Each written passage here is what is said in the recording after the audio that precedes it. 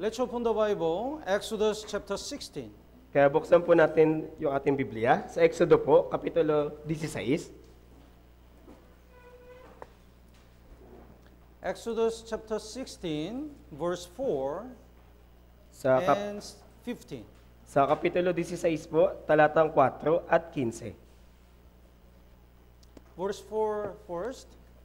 Basahin po natin ng sabay-sabay. 3, 2, 1. Nang magkagayoy sinabi ng Panginoon kay Moises, kayo'y aking pauulanan ng tinapay mula sa langit. Lalabas at mamumulot ang taong bayan araw-araw ng bahagi sa bawat araw upang aking masubok sila, kung sila'y lalakad ayon sa aking kautusan o hindi. And verse 15, 3, 2, 1. Nang makita ito ng mga anak ni Israel, ay sinabi nila sa isa't isa, ano ito? Sapagkat hindi nila alam kung ano iyon, at sinabi ni Moises sa kanila, ito ang tinapay na ibinigay ng Panginoon sa inyo upang kainin. Today, we will study about manna. Kaya ngayon po pag-aaralan po natin yung tungkol po sa mana. The meaning of manna is, what is it? Kaya yung kahulugan po ng mana ay ano ito? So in verse 15, when the Israelites saw the manna first, they said, what is it? Kaya nga po sa talatang 15, nang paunang beses na makita ng mga Israelita yung mana, ang sabi nila, ano ito? In Hebrew, it's called the manhu, meaning is, what is it? It becomes a manna. Kaya sa Hebreo po, ibig sabihin po nito ay manhu or kung ano ito. Kaya kalaunan po ito ay tumutukoy na sa mana. We have to know what the Bible, each chapter says in chapter 16, 17, 18. Kaya dapat po nating malaman kung ano po ba yung sinasabi ng mga kapitulo 16, 17, ganoon din po ng 18. After Israel people get out of Egypt, in chapter 16, in the wilderness, God gave the Israelite manna. Kaya pagkatapos na makalabas yung mga Israelita mula sa lupain ng Ehipto, dito po sa kapitulo 16, ibinigay ng Diyos sa kanila yung mana. In chapter 17, Moses prayed to God. At sa kapitulo 17 naman po, nanalangin po si Moises sa Diyos. In chapter 18, God gave them the water. At In chapter 18, Moses assigned the leaders. At sa kapitulo 18 naman po, nagtalaga po si Moises ng mga pinuno. So it indicates the fellowship. Kaya kumakatawan po ito sa ating pong fellowship. So how can we win the spiritual war? Kaya paano ba natin mapagtatagumpayan yung ating spiritual na digmaan? We need the word of God, prayer, and fellowship. Kailangan po natin ng salita ng Diyos, panalangin, ganun din po ng fellowship. Without these things, we cannot win the battle. Kaya kung wala po yung mga bagay po na ito, hindi po tayo mananalo sa digmaan. Sometimes we misunderstand. Minsan kasi may mali tayong pagkaunawa. Before we eat much, we want to do more. Iniisip natin na bago tayo higit na kumain, gusto po muna nating higit na gumawa. That's why we don't have any strength. Kaya nga, wala po tayong sapat na kalakasan. We easily fall down and we easily stumble. Kaya andali po nating matisod at andali po nating mahulog. So the key to win the war, spiritual war, is to eat well. Kaya yung susi po para magtagumpay sa mga spiritual na digmaan ay yung sapat na pagkain. So in chapter 16, God gave the Israelite the manna. Kaya dito po sa 16 ng Exodo, ibinigay po ng Diyos sa mga Israelita yung mana. Manna is a shadow of Jesus Christ and the shadow of the Word of God. Kaya yung mana po, ito po yung umaanino kay Yesu Kristo at ng salita ng Diyos. Please bookmark here and let's look at the John chapter 6. Kaya lagyan po natin dito ng tanda at tignan po natin sa aklat ni Juan, kapitulo 6. John chapter 6, verse 48. Kapitulo 6 po, talatang 48. Jesus said, I'm the bread of life. Kaya sinabi ni Jesus, ako ang tinapay ng buhay. It means whoever believes in what Jesus had done for them can get eternal life. Kaya ibig sabihin po, sino man po yung maniniwala kung ano po yung ginawa ni Jesus para sa kanila, ay magkakaroon ng buhay na walang hanggan. So in order to explain about this, Jesus mentioned about manna. Kaya para may paliwanag yung tungkol sa bagay na ito, binanggit po ni Jesus dito yung mana. Verse 49, would you read? Verse 49, kumain ng mana sa ilang ang inyong mga ninuno at sila'y namatay. In the wilderness, there is no food and no fruits. Kaya diba sa mga ilang po na lugar, wala po itong pagkain at mga prutas. So if God didn't give the manna to Israel people, all of them must die. Kaya kung hindi po binigyan ng Diyos ng mana yung mga Israelita, lahat po sila ay mamamatay. Manna was the only way to be survived. Kaya yung mana lamang po yung tanging paraan para po sila ay patuloy na mabuhay. So through the manna, Israel people could live in the wilderness. Kaya dahil po sa mana, yung mga Israelita ay patuloy na nakapamuhay doon po sa ilang. But eventually, they die.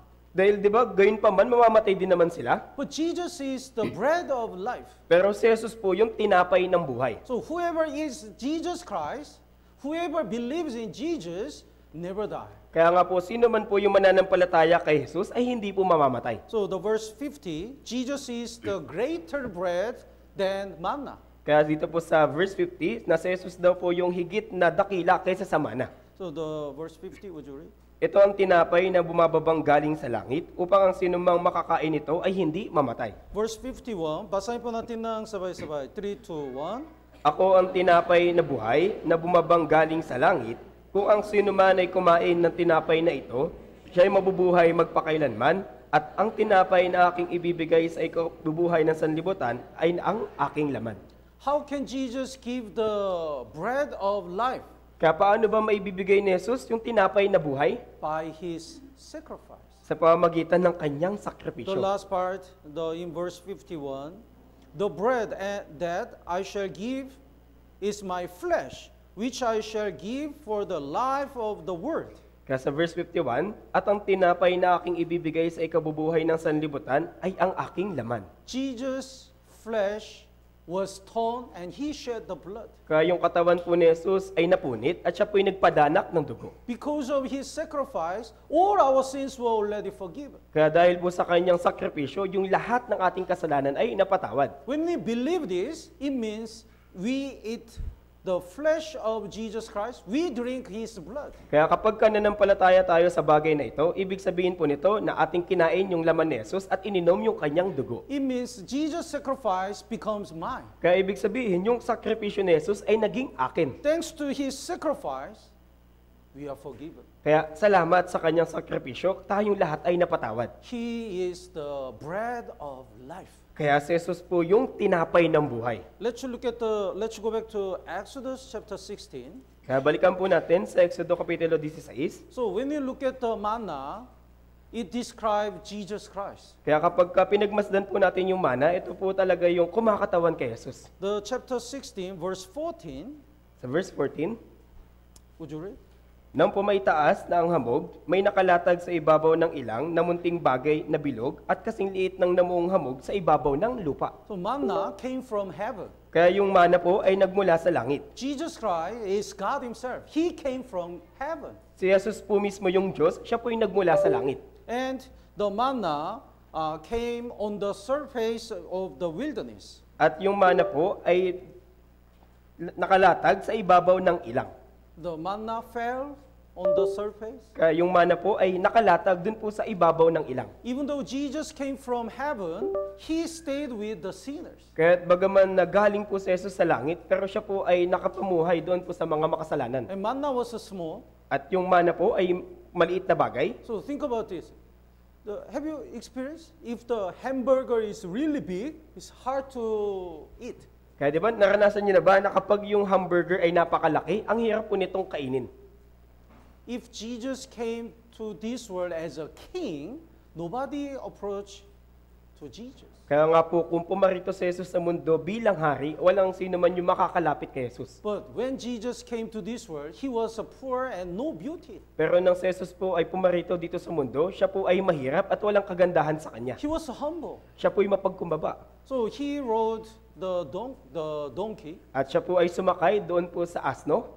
When He humbled Himself, many sinners, everyone can approach to Jesus. Kaya nang kanya pong pakumbabain yung kanyang sarili, kaya marami pong makasalanan at yung bawat isa po sa atin ay makakalapit sa kanya. And Bible says manna was round, small round. At sinasabi ng Biblia na yung mana po ay munting bagay na bilog. Round one.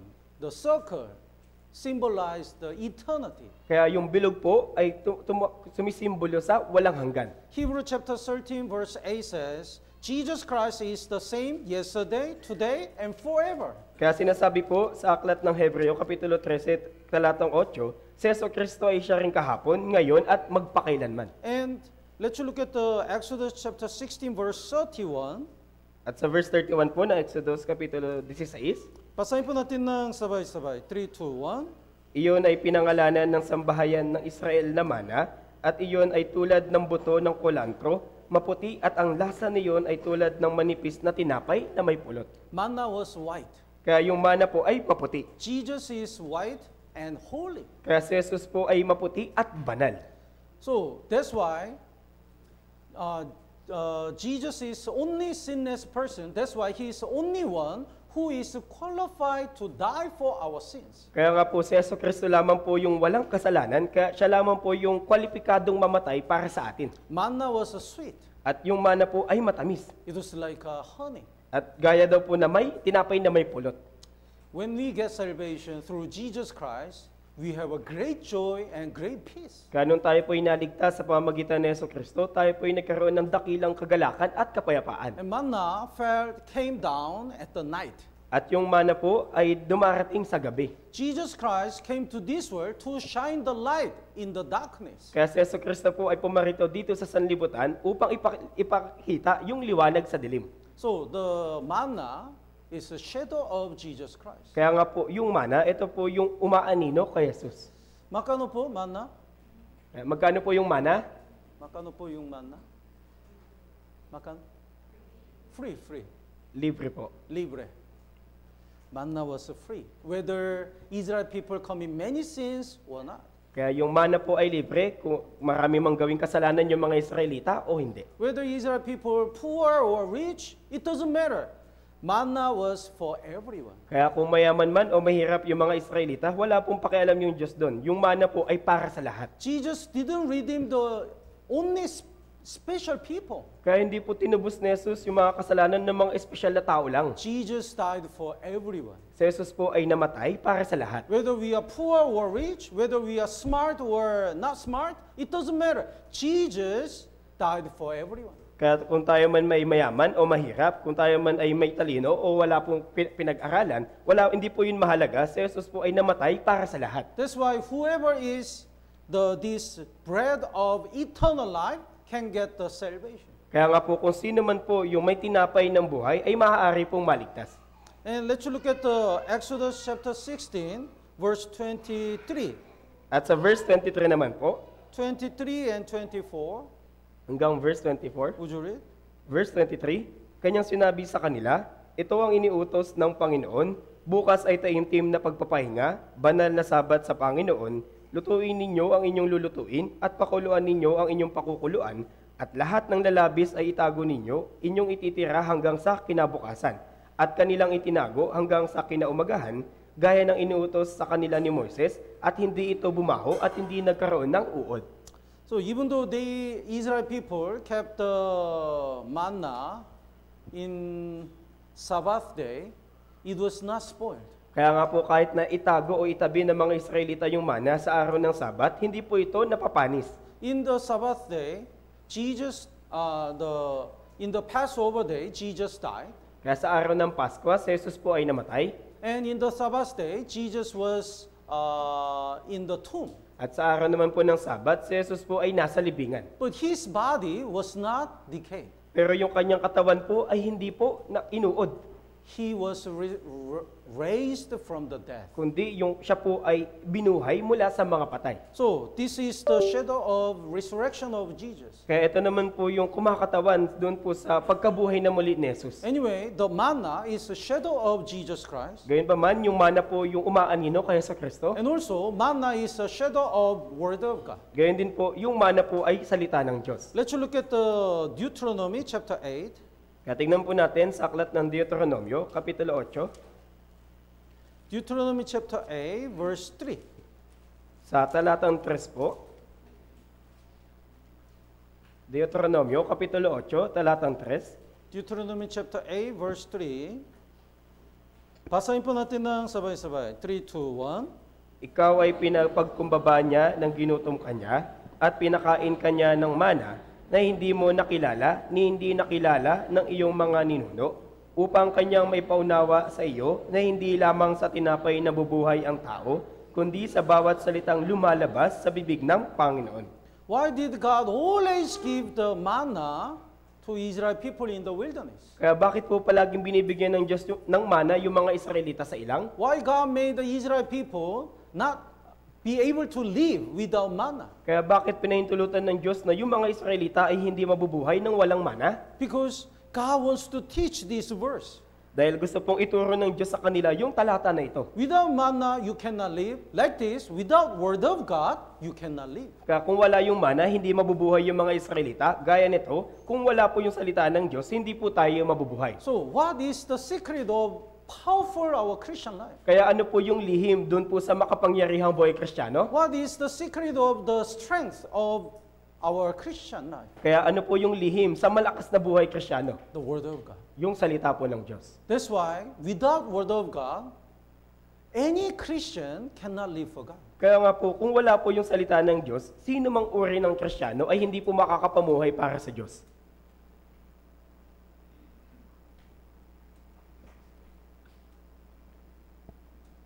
What's this? Kaya ano po ito? Thank you, chicken, manok. Tama po, manok po. Apo. Do you know sabong? Alam niyo po yung sabong? So here is a black manok and white manok. Kaya narito po yung itim na manok at yung puti. And the owner let them fight. Kaya yung may-ari po nito ay pinaglaban sila. And people bet the money. Kaya yung mga tao ay nagpustahan. Amazing thing is, owner already knew which manok will win. Kaya yung nakakamangha po dito, yung may-ari po nito ay alam po sino yung mananalo. Today, black manok wins. Ngayon, yung itim na manok yung mananalo. The black manok wins. At nanalo nga yung itim na manok. Today, white manok. Ngayon naman yung puti. The white manok wins. At yung puti naman na manok yung nanalo. So his friend asked him, how did you know? Kaya tinanong siya ng kanyang kaibigan, paano mo nalaman? It's very easy. Kaya sabi niya, madali lang yan. If I want the black manok to win, I always feed black manok only. Kaya kapag gusto kong manalo yung itim na manok, lagi ko lang papakainin yung itim na manok. Then white manok doesn't have any strength. Kaya nang sa gayon, yung puting manok ay wala pong kalakasan. That's why he lose. Kaya ito po yung natatalo. So when we get salvation, Holy Spirit dwells in us. Kaya nung tayo po ay naligtas, yung banal na espiritu ay nanahan sa atin. Then we still have the sinful nature. Pero meron pa rin po tayong likas na pagka makasalanan. They are fighting since we get salvation. At sila po ay may digmaan nung tayo po ay naligtas. Until we go to heaven. Ito po yung mangyayari hanggang sa makarating tayo sa langit. So maybe even today morning, your sinful nature and Holy Spirit already fought. Kaya maaari sa kaninang umaga, yung likas na pagka makasalanan ninyo at yung banal na espiritu ay nagdigmaan na. Sinful nature says, do I have to go to church? Kaya sinasabi ng likas na pagka makasalanan natin, kailangan ko ba talagang pumunta sa church? I'm tired. Pagod naman ako eh. I want to stay here. Mananatili na lang ako dito. But Holy Spirit says, you have to go and you have to learn. Pero sinasabi ng Espiritu Santo, kailangan mong pumunta at matuto ng salita ng Diyos. You should abide in the church. Dapat ka manatili sa church. So they are fighting. Kaya meron pong paglalaban. So these brothers and sisters, your Holy Spirit wins today. Right? Kaya yung mga narito po mga kapatid, yung banal na espiritu po yung nanalo sa araw na ito. Then which side will win? Ngayon, ano po yung mananalo dito? The side eating well. Yung panig po na mas marami po yung kinain. So if we feed the sinful nature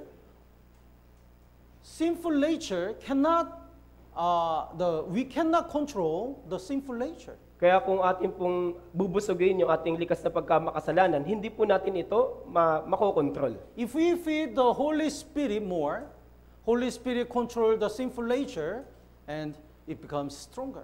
Ngunit kung atin naman pong pakakainin ng higit yung banal na espiritu, ito po yung kukontrol sa likas na pagkamakasalanan at tayo po yung mananalo. So sinful nature always wants to eat worldly things and sins. Kaya yung likas nating makasalanan ay lagi nagnanais ng sanlibutan, ganoon din po ng kasalanan. Holy Spirit needs a spiritual food such as the Word of God, prayer, and fellowship. Pero yung Espiritu Santo naman po natin ay kailangan yung mga espiritual na pagkain, gaya ng salita ng Diyos, ng fellowship at ng pananalangin. That's why Bible says the Exodus chapter 16 talking about manna, 17 prayer 18, fellowship. Kaya nga po, gaya ng sinasabi po ng Biblia, sa Exodo Kapitulo 16, ito'y kumakatawan sa salita ng Diyos, sa 17 ay panalangin, at sa 18 naman ay yung fellowship.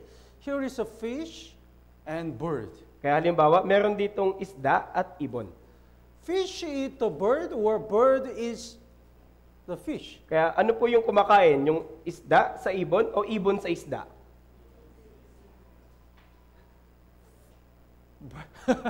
You're confused? Bird is the fish, right? Di ba? Yung ibon po yung kumakain sa isda. But what if the bird is small and fish is big? Pero paano kaya kung yung ibon yung maliit at yung isda naman po yung malaki? Audio room? I prepare one video clip. Kaya meron pong inihandang video. You will get surprised. Kaya magugulat po kayo dito.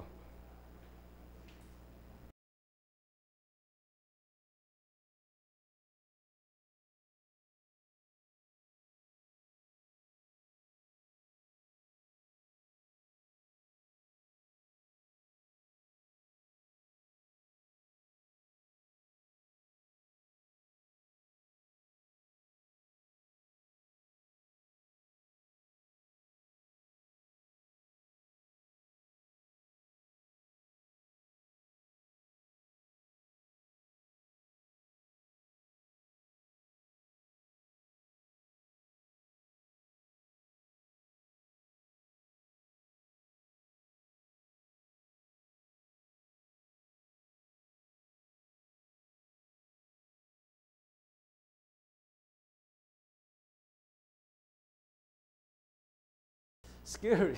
Kaya nakakatakot po, di ba?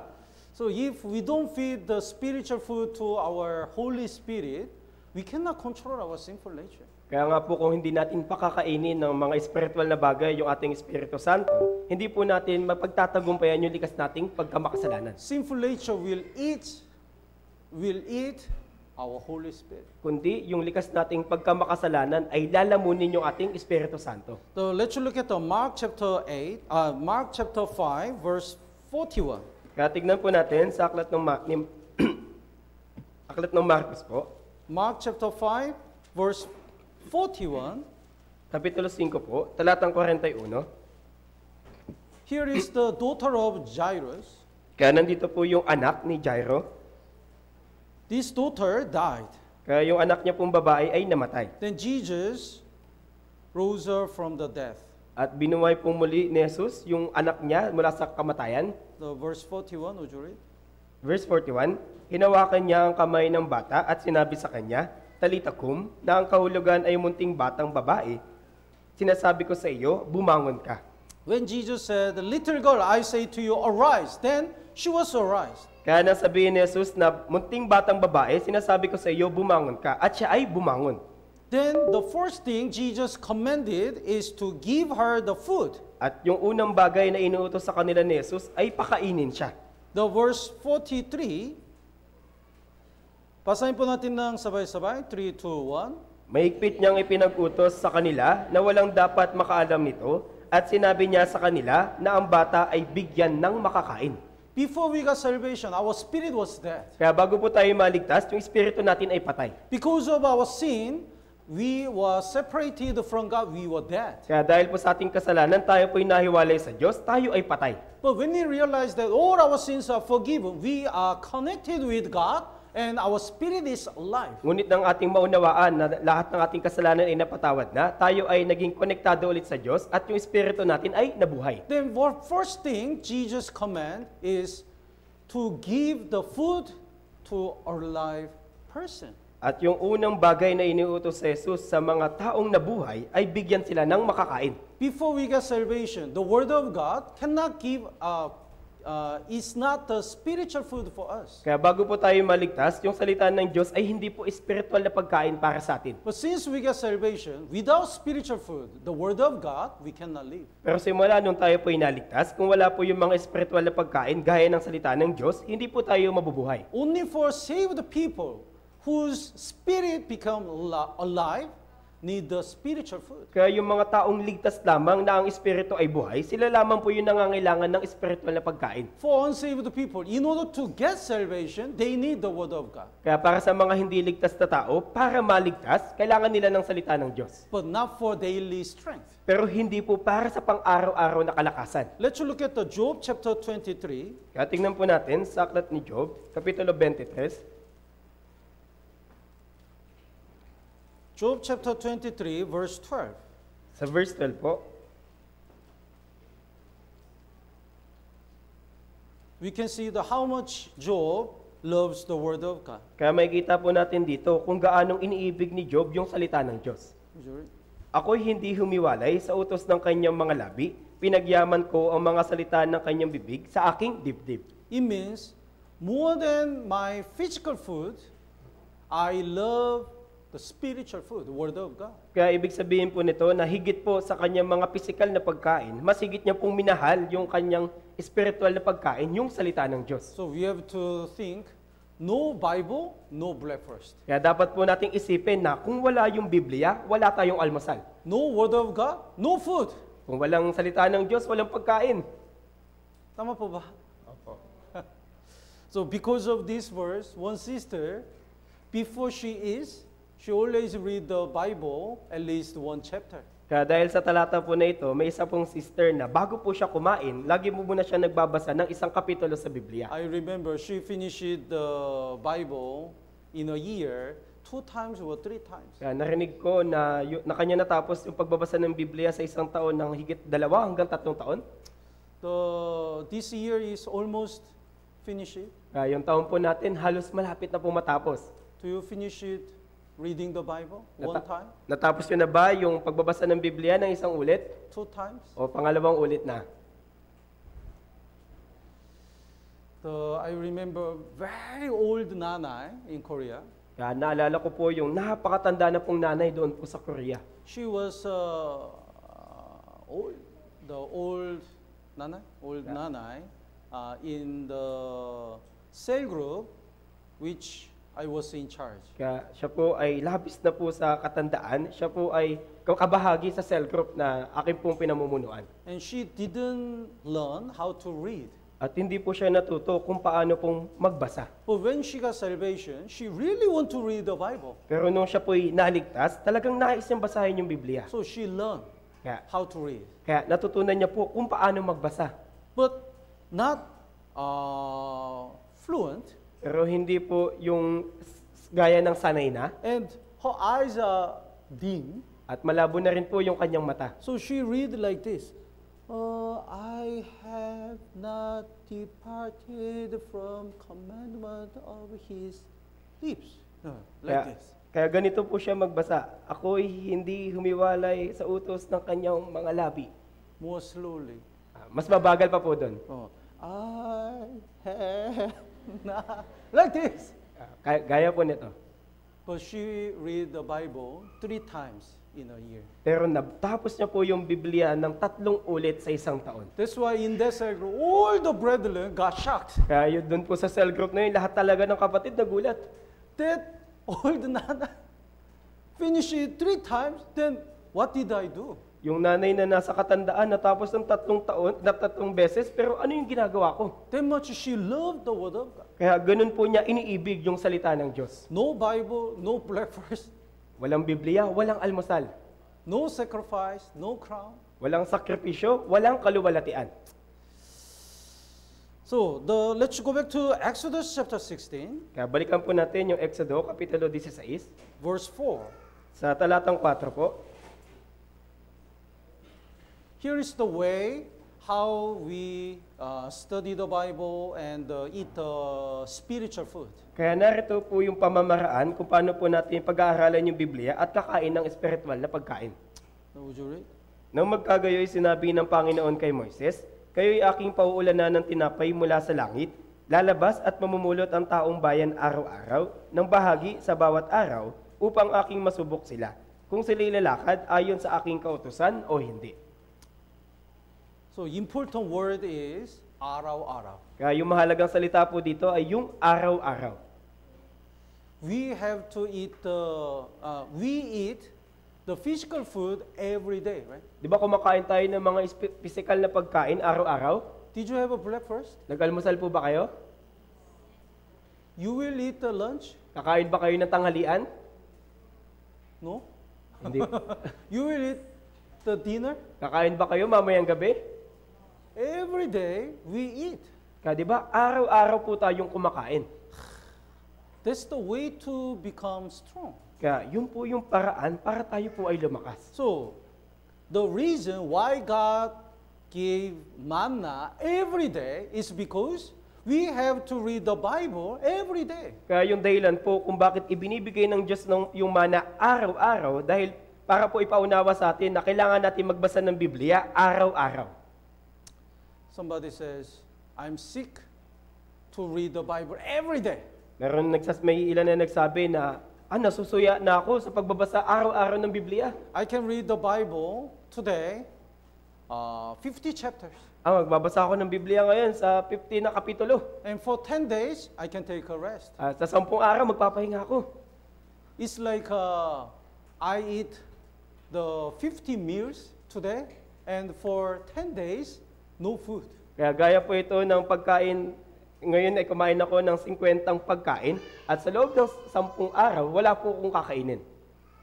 What if we eat 50 meals once? Pero paano kaya kung kakain tayo ng 15 na pagkain ng isahang kain? We're gonna die. Di ba mamamatay po tayo? We cannot digest. Hindi po natin yun makakain lahat. Only snake can do it. Yung ahas lang po yung may kakayahan nun. I saw the one documentary. Big snake hunt the deer and ate. Kaya nakikita ko po sa isang dokumentaryo na may isang malaking ahas na siya po ay nanguhuli ng mga usa. Once it eats the deer, for 1 year, he doesn't need to eat. Kaya kapag nakakain na po siya ng malaking usa, sa loob po ng 1 taon, hindi na po siya kakain. But it's not for our spiritual food. Pero hindi po dapat ganito para sa ating spiritual na pagkain. Like we eat breakfast, lunch, dinner, we have to eat the spiritual food every day. Kaya kung paano tayo kumakain ng almusal, tanghalian, hatapunan, dapat din po tayong kumain ng salita ng Diyos araw-araw. Let's look at the Deuteronomy chapter 17. Kaya tingnan po natin sa Deuteronomio, Kapitulo 17, verse 19. sa talatang 19 po.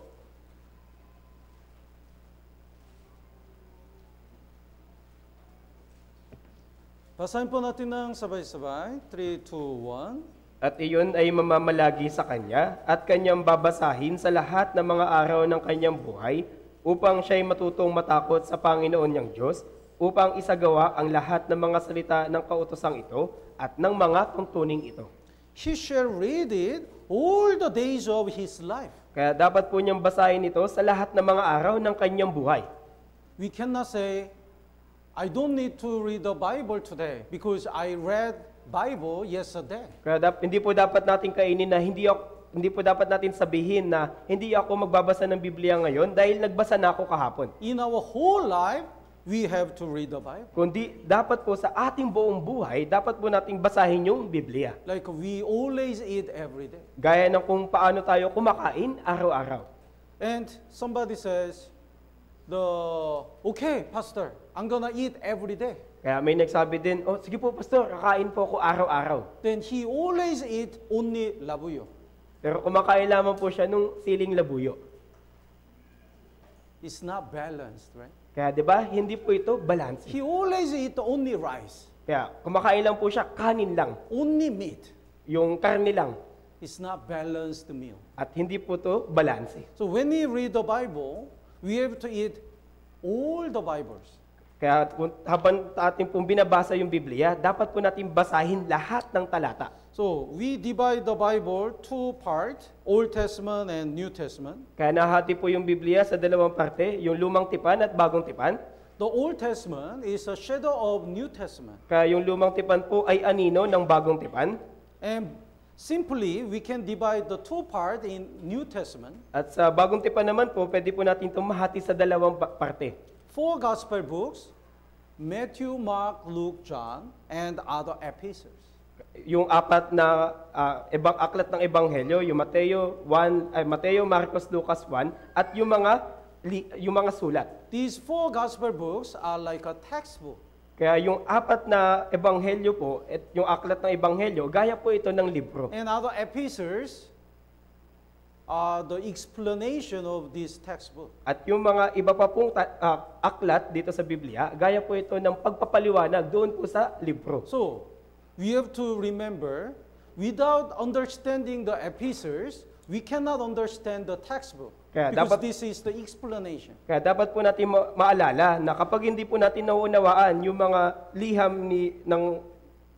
liham, hindi po natin mauunawaan yung aklat dahil ito pong liham yung pagpapaliwanag doon sa aklat. And if we don't understand the New Testament, we cannot understand the Old Testament. Gayon din Because po, Old Testament is a shadow. Gayon din po, kapag hindi rin po natin naunawaan yung bagong tipan, hindi rin po natin mauunawaan yung lumang tipan. Dahil yung lumang tipan, ito lamang ay anino ng bagong tipan. So when we eat balanced meal, we eat rice, vegetable, meat, the properly.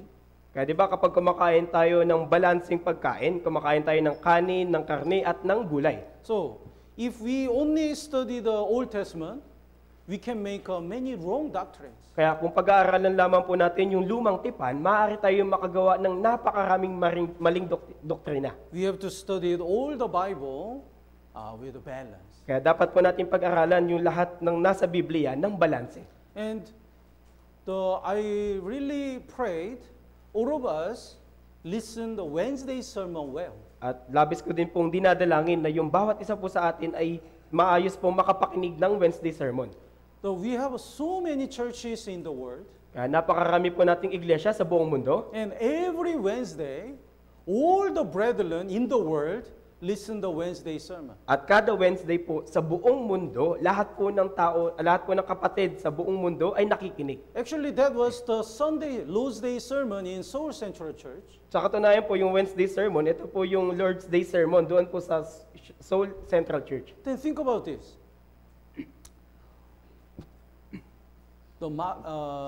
We cook the food only for me, and we cook the food for the wedding. Which food is better? Kaya isipin niyo po ito, meron akong niluto para lang sa akin at meron din akong niluto para sa kasal. Anong pagkain yung mas mainam doon? Food for wedding must be better, right? Di ba dapat mas masarap yung pagkain sa kasal? Because many people will come. That's why we carefully cook and nicely cook. Dahil maraming tao yung pupunta, kaya maingat po natin itong lulutuin. God already knows. All the saved people, saved brethren, are listening the Wednesday sermon in anywhere. Kaya alam na rin po ng Diyos na lahat po ng ligtas na kapatid ay makikinig ng Wednesday sermon saan man sila na doon. That's why I believe God give the much more wisdom and strength to Pastor Di Johan when he preached the Word of God in Sunday.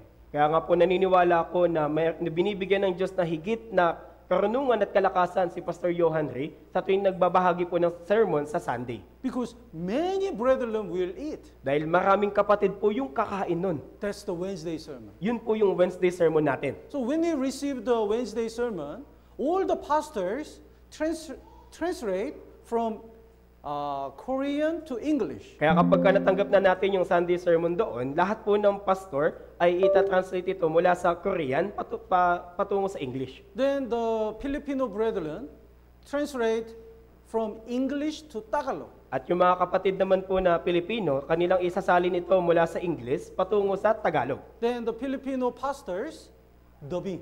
At yung mga Pilipino pastor naman po natin, sila po yung magdadub. They even check the times in order to match the word and the screen. At kanila rin pong sinusuri yung timestamp para po ma-i-connecta yung kanilang sinasabi doon po sa screen.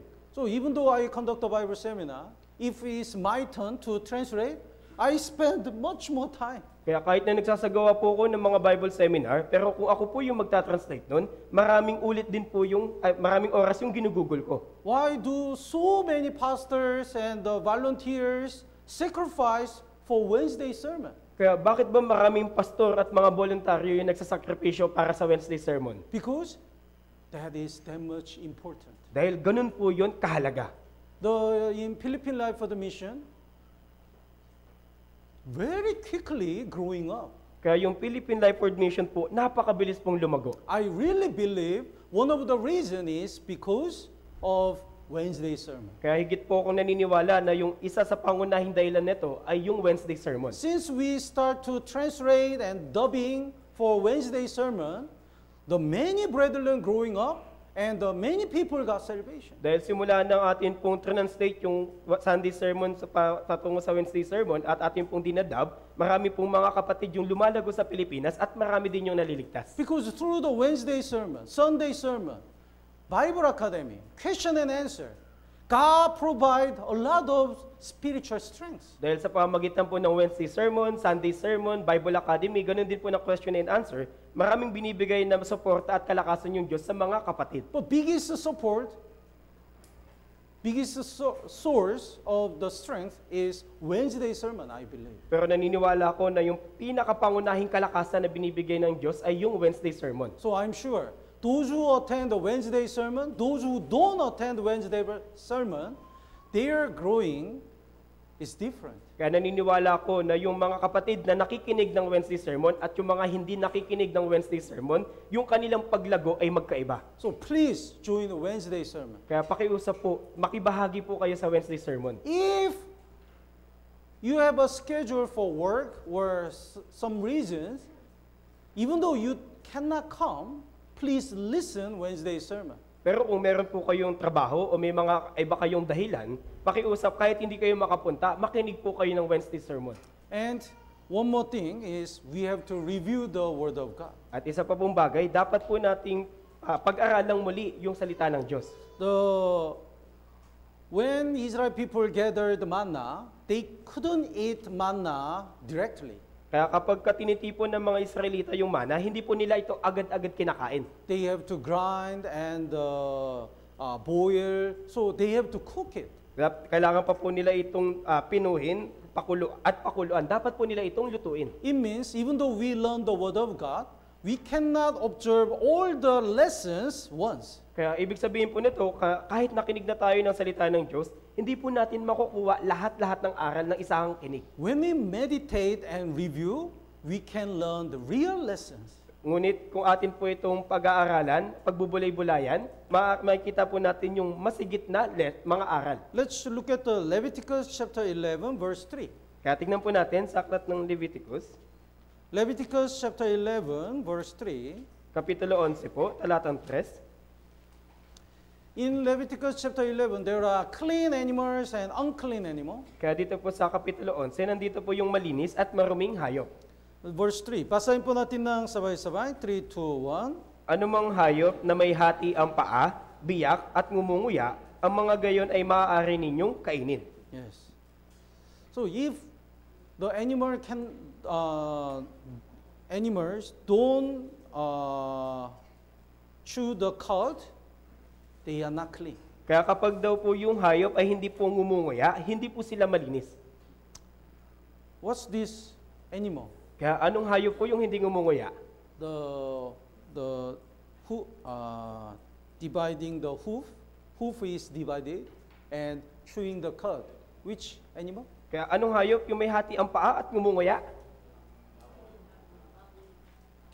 Pig. Huh? Pig po. Pig? Baboy. Pig doesn't chew the cud. Di ba po, yung baboy, hindi po siya ngumunguya? Cow or baka. Yes, baka. Oh. Kaya yung baka po. Carabao, baka. They are always chewing the cud. Kaya lagi po silang ngumunguya. The cow have the 4 stomach. At yung baka po ay meron pong 4 na stomach. Because once they eat the grass, they cannot observe all nutrition. Dahil kapag kinain po nila yung mga damo, hindi po nila agad nakukuha yung sustansya nito. That's why they bring out and chew again. Kaya kanila pong nilalabas mula sa stomach nila ito at nginunguya ulit. So they absorb all the nutrition by chewing the cud. Kaya nang sa gayon, kanila nakukuha yung lahat ng sustansya sa pamamagitan ng pagnguya. Here is interesting verse 6. At meron po dito nakamamanghang talata, sa talatang 6, Basahin po natin ng sabay-sabay. 3, 2, 1. at ang liyebre, bagaman ngumunguya, subalit walang hati ang paa, ito ay marumi para sa inyo. Rabbit, right? Kaya yung liyebre po o yung rabbit o kuneho. Rabbit? Oh. Kuneho. Oh? Kuneho. Conero?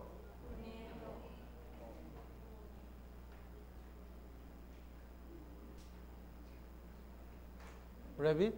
Kaya kuneho po yung liyebre. Not the mouse. Hindi po yan daga. Rabbit. But rabbit has only one stomach.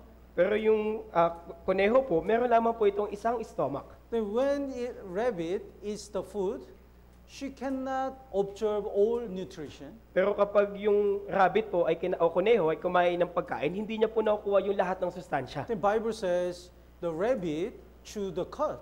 At sinasabi ng Biblia na yung kuneho ay ngumunguya.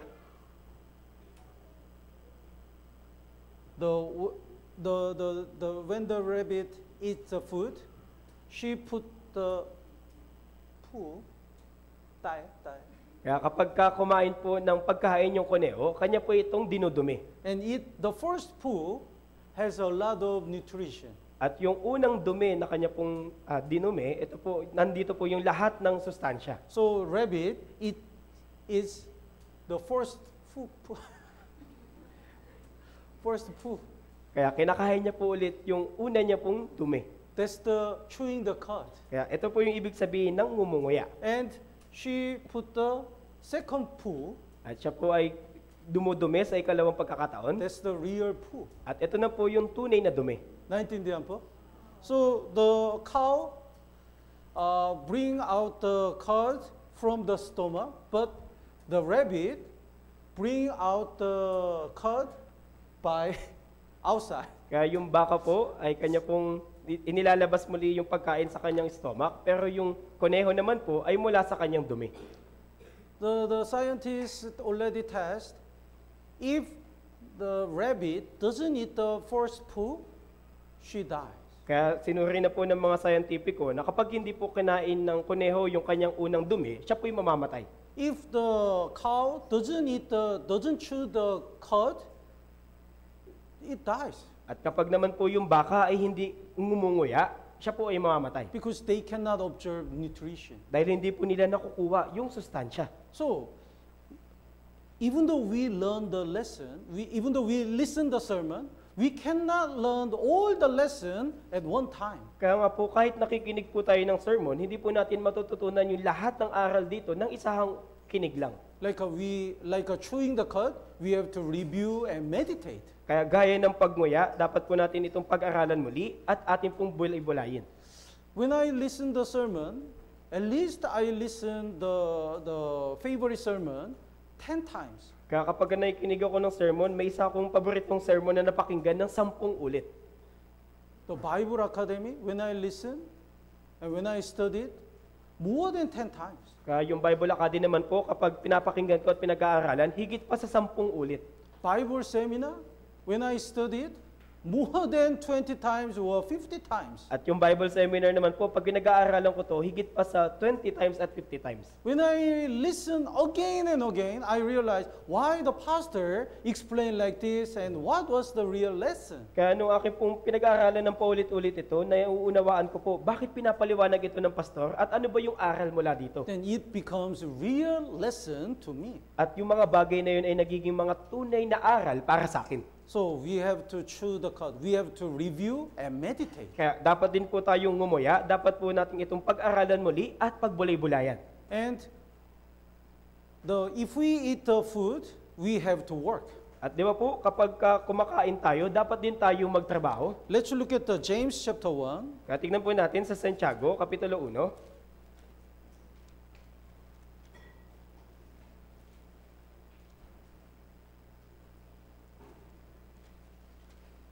James chapter 1, verse 22. Sa talatang 22 po ng Santiago, Kapitulo 1. Would you read? Ngunit maging tagatupad kayo ng salita at hindi tagapakinig lamang na dinadaya ninyo ang inyong mga sarili. We learn the Word of God not for information, but for transformation. Atin pong pinag-aaralan yung salita ng Diyos, hindi lamang po para makakuha ng impormasyon, kundi para mabago. When we learn the Word of God, it's not for only knowledge or for information. Kaya kapag pinag-aaralan po natin yung salita ng Diyos, hindi lang po ito para sa kaalaman o sa impormasyon. God wants us to be changed through the Word of God. Kundi nais ng Diyos na tayo po'y mabago sa pamamagitan ng salita ng Diyos. But if we don't obey, it's just information. Pero kung hindi po tayo susunod dito, ito ay impormasyon lang. Then what happened? Even though we learn many Word of God, and if we don't obey, we become arrogant. Ngayon, ano po yung mangyayari kapag atin pong natutunan yung maraming salita ng Diyos pero hindi naman tayo sumusunod, tayo po ay magmamalaki.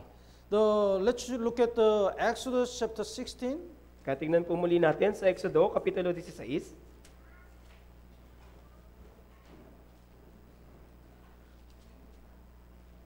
Exodus chapter 16, verse 19. Sa talatang 19 naman po, No. The verse 4. sa verse 4 po muna, The verse 4 again. The God command to gather the manna every day. The last part, I may test them whether they will work in my law or not. God wants to see whether they obey or not. kaya sa verse 4 po, inutos ng Diyos na tipunin nila yung mana at yung dahilan po nito ay upang aking masubok sila kung sila'y lalakad ayon sa aking kautusan o hindi. So, giving the manna, it's only for the survive. Kaya yung pagbibigay po ng mana ay para makapagpatuloy po silang mamuhay. God wants to see whether they obey or not through the manna. Gusto po makita ng Diyos na sa pamagitan ng mana kung sila ba ay susunod o hindi. So, when we study the Bible, our heart must be ready to obey. Lord, whatever you teach me, I'm ready to obey. Kaya kapag pinag-aaralan po natin yung Biblia, dapat po handa po muna tayong sumunod na, Panginoon, ano man yung ituro mo sa akin, susunod po ako. The 1 Samuel chapter 3. Kaya sa unang Samuel po, Kapitulo 3, 1 Samuel chapter 3, verse 10. unang Samuel, Kapitulo 3, talatang 10. If you are difficult to search the Bible, please memorize the order of the Bible list. Kaya kung nahihirapan po kayong hanapin yung mga talata, pakiusap po, i-memorize po ninyo yung listahan. I asked the brother Lester to sing the Bible. What do you call? Bible song. It's called the Bible song. Bible song every Sunday, because I want to remind all the brethren the list of Bible. Kaya sinabihan ko po si Brother Lester na kantahin yung Bible song kada linggo para atin pong ma-memorize yung lahat po ng listahan dito. So even though it has been 3 years or 5 years since we got salvation, if we still difficult to find the Bible, we have to repent. Kaya kung 3 taon na o 5 taon na po na tayo po'y naliligtas, pero nahihirapan pa rin po na tayong hanapin yung mga talata sa Biblia, dapat po tayo magsisi. Tama po ba? Where is the book of Hezekiah? Kaya nasan po yung aklat ni Hezekiel? Hezekiah. Aklat po ni Hezekias, nasan po? Where is the book of Hezekiah? Nasan po yung aklat ni Hezekias? There is no that kind of book. Kaya wala pong ganong uri ng aklat. Somebody search. Kaya meron po naganap. We have to remember the list of Bible. Kaya dapat po nating maalala palagi yung kabuuan ng Biblia. The verse 10, God called Samuel.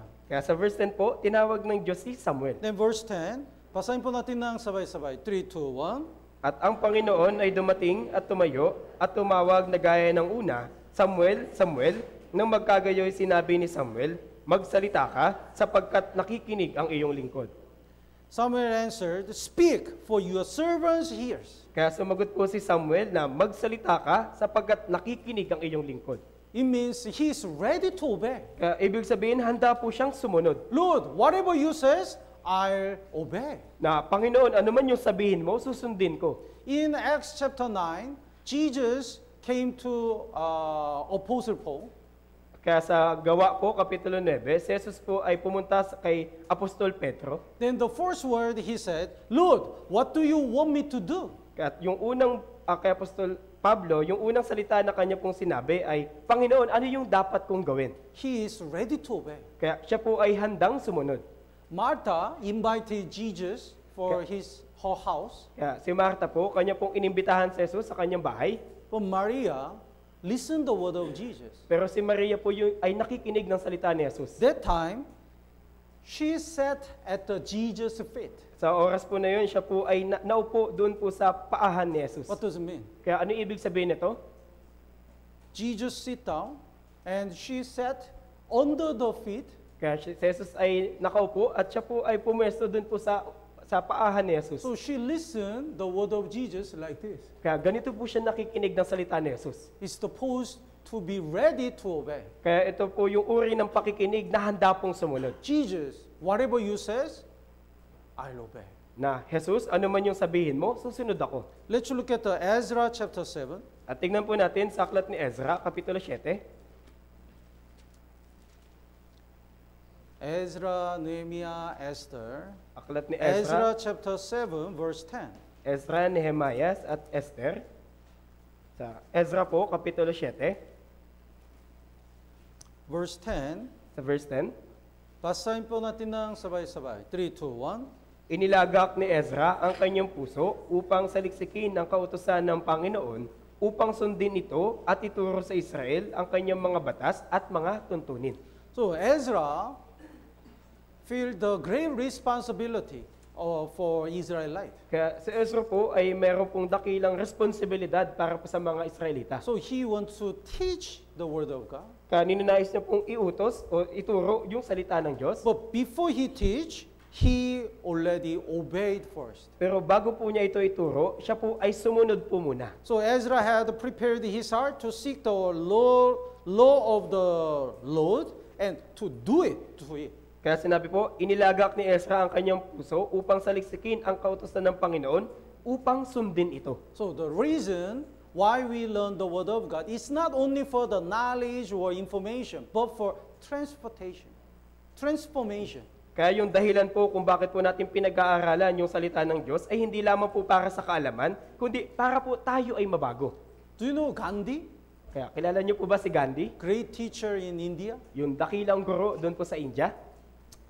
One mother brought the child to Gandhi, Kaya may isang nanay po na dinala yung kanyang anak kay Gandhi. and she said, "Teacher, Gandhi, my son always eat the candy. Kaya sabi niya, Guro, na Gandhi, yung anak ko laging kumakain ng candy. So please tell him, don't eat candy." Kaya pakiusap, sabihin mo sa kanya, huwag ka nang kumain ng candy. Then Gandhi says, "No. After 1 month, you come back." Kaya sabi ni Gandhi sa kanila, hindi, sa pagkalipas na 1 buwan, bumalik ka. Then mother says, "You just say that today." At sabi nung nanay, hindi, sabihin mo na lang ngayon sa kanya. Gandhi says, "No, not today. At, After 1 month, you come back." at sinabi ni Gandhi, hindi ngayon. Pagkalipas na 1 buwan, bumalik ka. So after 1 month, she brought her son again. At pagkalipas na 1 buwan, dinala niya ulit yung kanyang anak. That time, Gandhi said, "For your health, don't eat candy." At sa oras po na yon, sinabi ni Gandhi, para sa kalusugan mo, huwag kang kumain ng candy. Then mother says, "This is just a simple word. Why you didn't say that 1 month ago?" At sinabi nung nanay, o di ba simple lang naman yung salita na yan, ba't hindi mo sinabi yan nung nakaraang buwan? Then Gandhi said, "Because at that time, I also ate the candy. At sinabi ni Gandhi, dahil nung mga panahon na yun, kumain din ako ng candy. So I'm not qualified to say that." Kaya hindi ako kwalipikado para magsalita na yun. Since that day, I stopped eating the candy. Kaya simula nung araw na yun, tumigil muna ako sa pagkain ng candy. That's why now I can say, "Don't eat the candy." Kaya nga ngayon, masasabi ko na huwag kang kumain ng candy. He's a great teacher, right? Kaya dakila po siyang guro.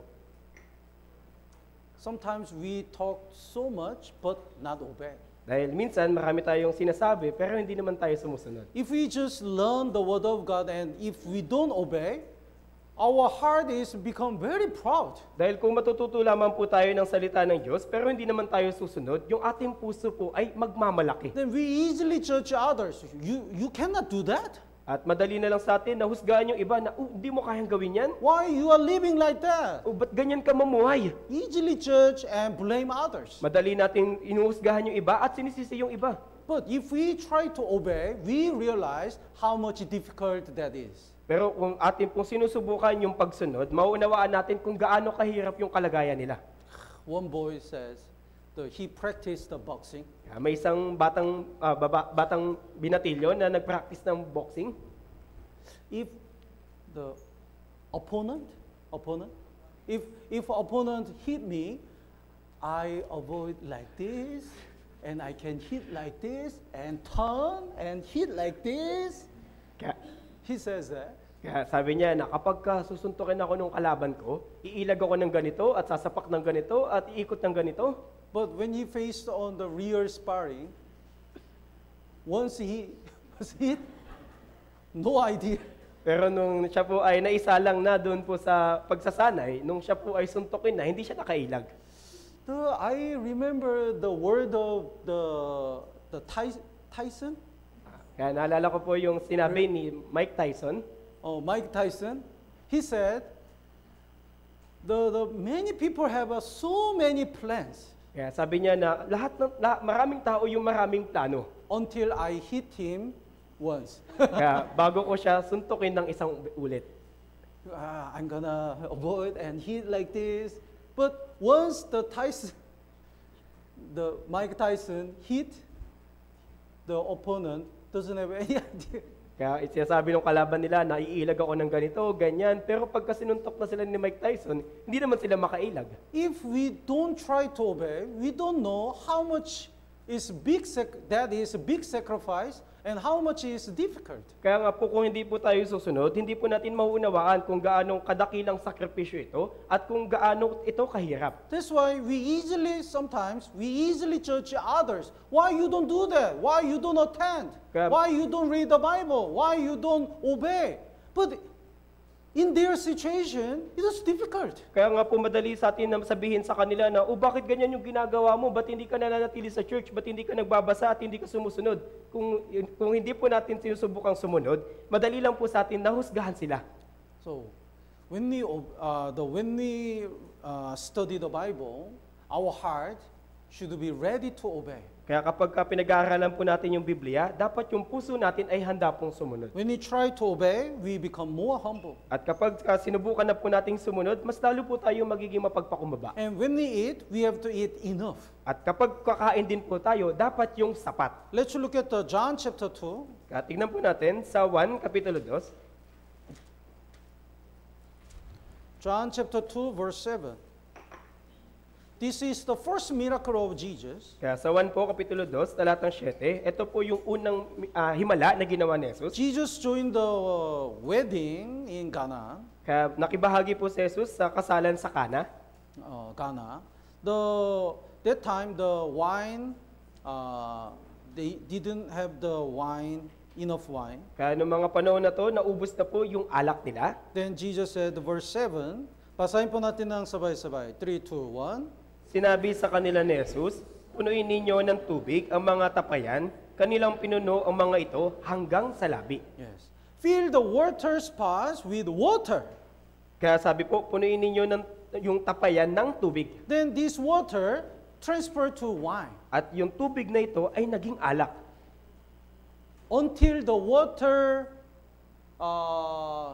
doesn't fill the brim of the top of the water spout, it doesn't transfer to wine. Kaya hanggang sa hindi po napupuno ng tubig yung tapayan hanggang sa labi nito, yung tubig po ay hindi po naisalin patungo sa alak. Even though I got salvation, why am I not changed yet? Kaya kahit na ligtas naman na ako, ba't hindi ako nababago? Maybe I don't have enough word of God. Maaari, wala akong sapat na salita ng Diyos. Even though I read the Bible and learn the word of God, why my heart doesn't get any strength? Kaya kahit na nakikinig naman ako ng salita ng Diyos at nag-aaral ng Biblia, bakit yung puso ko ay walang kalakasan? Maybe you don't feel the word of God up to the top of the water spout. Kaya maaari, hindi mo po pinupuno ng salita ng Diyos yung puso nyo hanggang sa labi. When we feel the word of God in our heart, our life will be changed.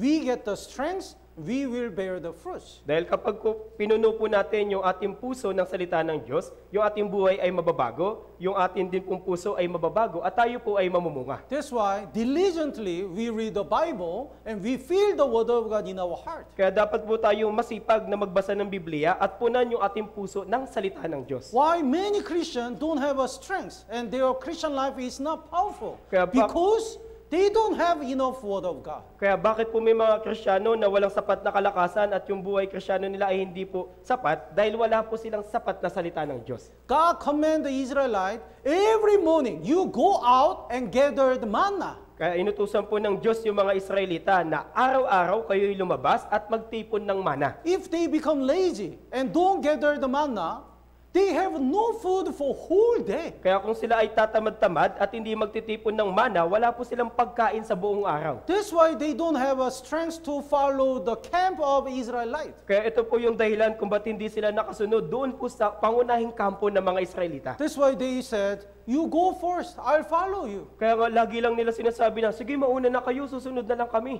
They are getting farther and farther, far away from the camp. Sila ay palayo na ng palayo doon po sa pangunahing kampo. If we are not diligent to read the Bible, we don't have a strength. Then we sometimes absent, we lose the motivation for the Lord, and we have no fruit.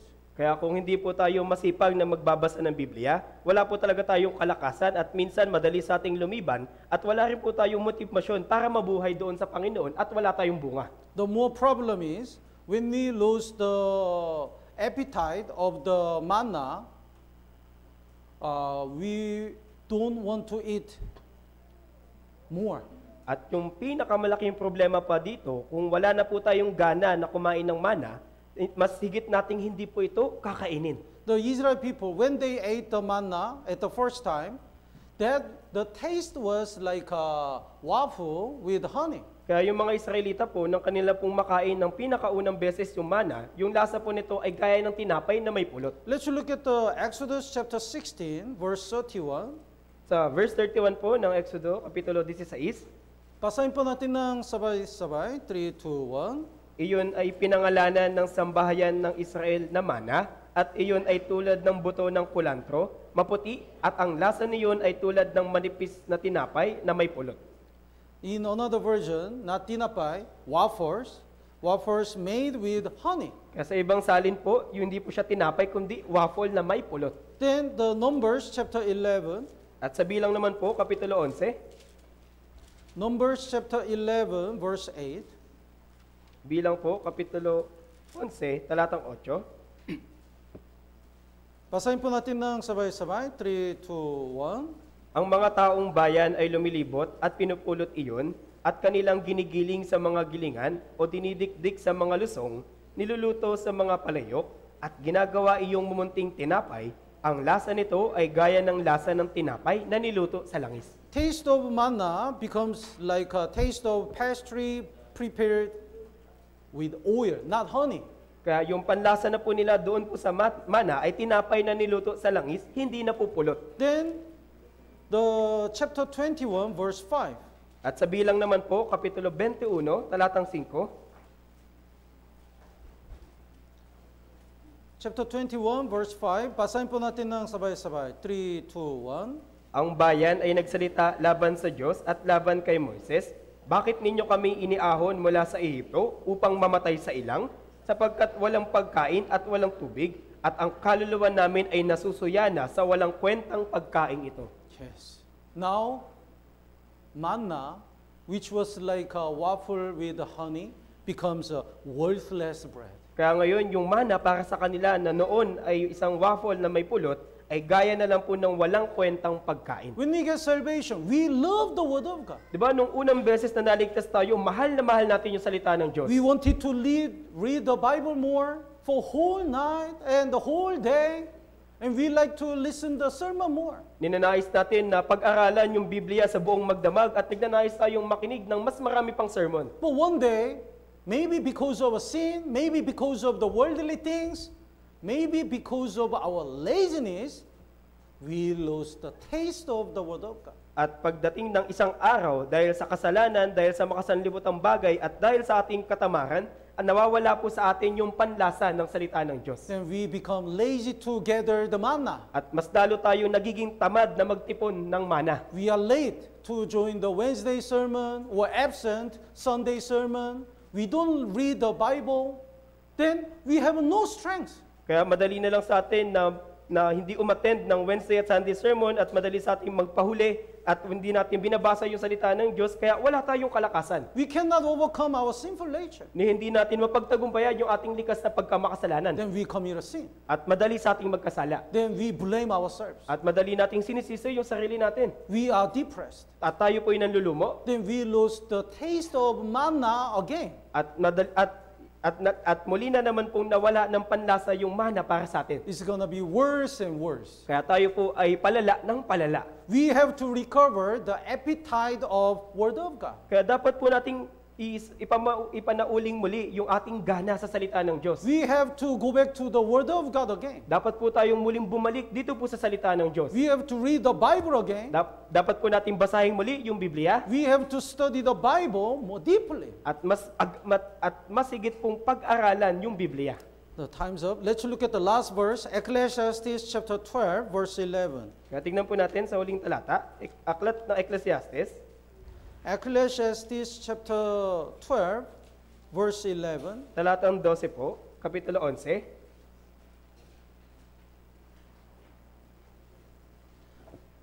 Ecclesiastes chapter 12, verse 11. Basahin po natin ng sabay-sabay. 3, 2, 1.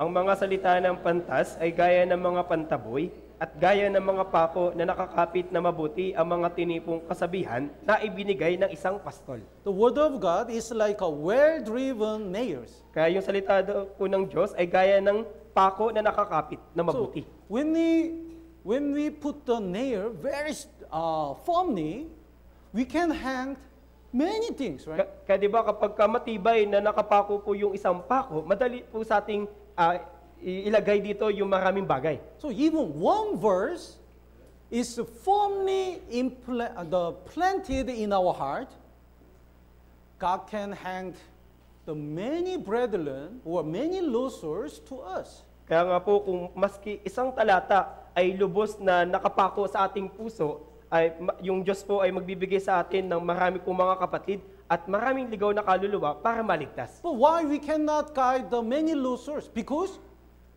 in the view of God, we don't have the word of God, which is strongly planted in our spirit. Pero bakit hindi tayo makapaggabay ng maraming ligaw na kaluluwa? Dahil sa paningin ng Diyos, wala pong salita ng Diyos na lubos na nakatanim sa ating mga puso. When we put the nail strongly, it can support a lot of things. At di ba kapag ka nagpako tayo, maaari nitong suportahan yung maraming bagay.